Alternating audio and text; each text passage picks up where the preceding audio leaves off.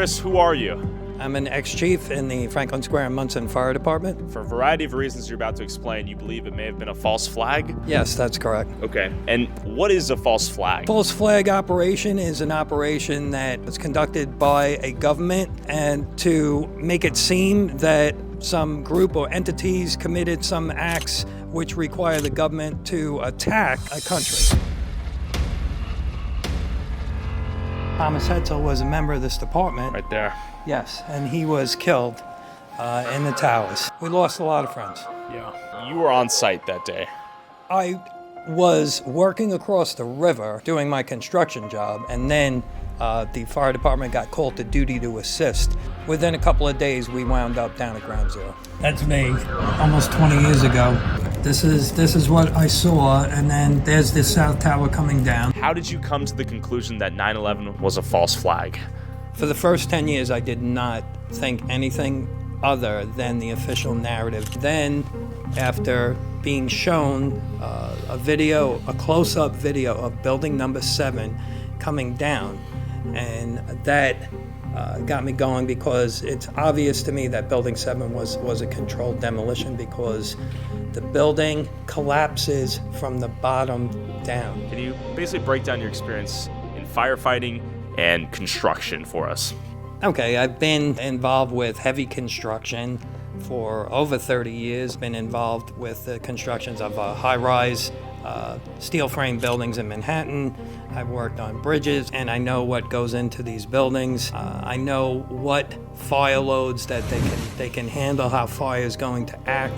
The trade centers were unique in that they were designed to withstand the impact of a jet. From what I understand, the outer skeleton of the building, the outer columns was like a fishnet, and you had these inner core columns which were substantial, thick steel beams to withstand 4 or 5 times what the loads were. The engineers always over-design a building. No steel frame building has ever collapsed before or since 9/11. So that should say something right there. And it said that building 7, it was a progressive collapse, that it was caused by fire.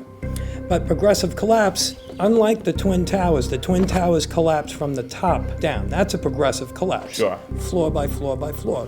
But if you look at the videos of building 7 collapsing, it collapses uniformly. It's collapsing from the bottom. The building stays intact all the way to the bottom of the ground, and you could see the sides caving in on it. For a building to collapse uniformly, which the videos show, all the load-bearing columns would have had to have failed simultaneously. Now, fire doesn't act like that. I came across an analogy of the Twin Towers, and if you could visualize cast iron stoves stacked one on top of each other. The stoves up at the top, yes, there's fire and they've been damaged, but the stoves on the bottom, they haven't been damaged. Okay. So the structure underneath all of that is intact. So it's impossible for a building to collapse near free fall speed and increase without a controlled demolition. You're running into the path of most resistance. So something else is going on. I don't believe that it was just the planes or the fires. I think that, and they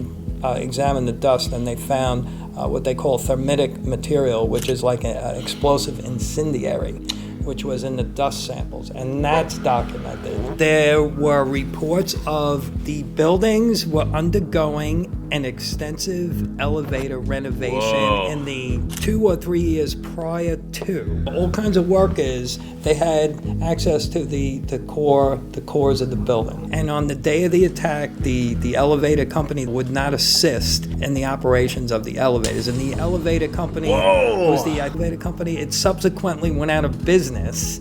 And a couple of years after that, the information is out there. At one time when I was heavily engaged in trying to get a new investigation, I definitely felt threatened. I felt threatened from my family, and it wasn't a pleasant experience. You have sworn testimonies from firefighters regarding explosions in the building. They were suppressed.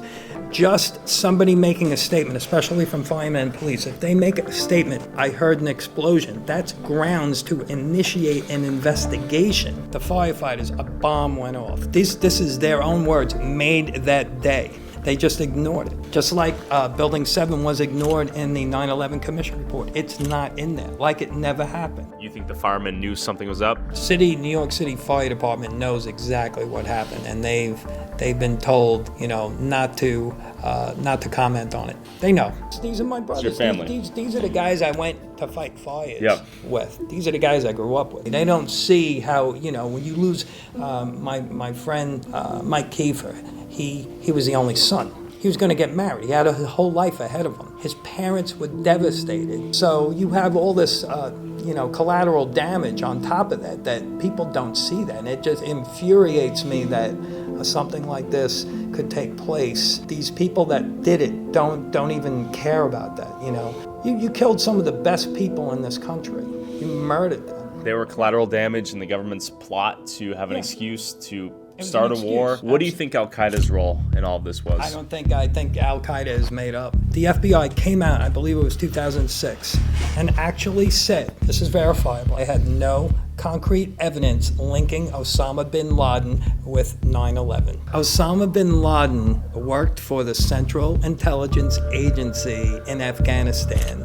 He helped us fight the Russians when they were in Afghanistan. Okay. He was a CIA operative. CIA helped orchestrate 9/11. It was their plan. George Bush's father was having lunch with Osama bin Laden's brother or cousin that day or the day before 9/11. So there's some business dealings going on that they don't even talk about. Another fact that can be verified. After 9/11, they shut down air traffic for a few days. No planes were allowed to fly. The only plane that was allowed to fly was bin Laden's family. They put them on government jets and flew them out of the country. They let them go. They set up bin Laden to take the fall for this. Why would the government want 9/11 to happen? Well, first and foremost, we were going to exert our influence over the whole world. American and coalition forces are in the early stages of military operations to disarm Iraq, to free its people, and to defend the world from grave danger. Iraq and Libya, they're sitting on oil reserves. So we went into Iraq. We took their resources.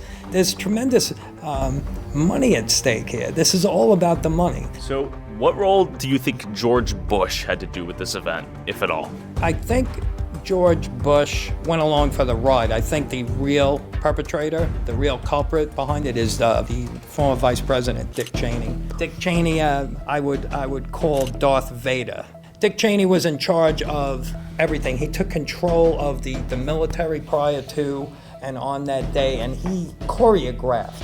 The Pentagon, just so you viewers know, is the most heavily defended building in the world. The pilot who allegedly was piloting the plane that crashed into the Pentagon, his name was Hani Hanjour, and he, according to the 9/11 Commission, was the worst pilot out of the bunch. Now, they supposedly were training on Cessnas, so he went to this flight school, and he was such a poor pilot that the instructors wouldn't even certify him on flying a single-engine propeller plane. Yet, he is supposed to have taken this commercial jetliner and done some aerobatic maneuvers to bring it in almost ground level and go into the side of the Pentagon. So, at the time, it had an active surface-to-air missile defense, so they could shoot down incoming planes. There are more security cameras around the Pentagon, even back then. The FBI confiscated between 80 to 90 videos they have of what hit the Pentagon.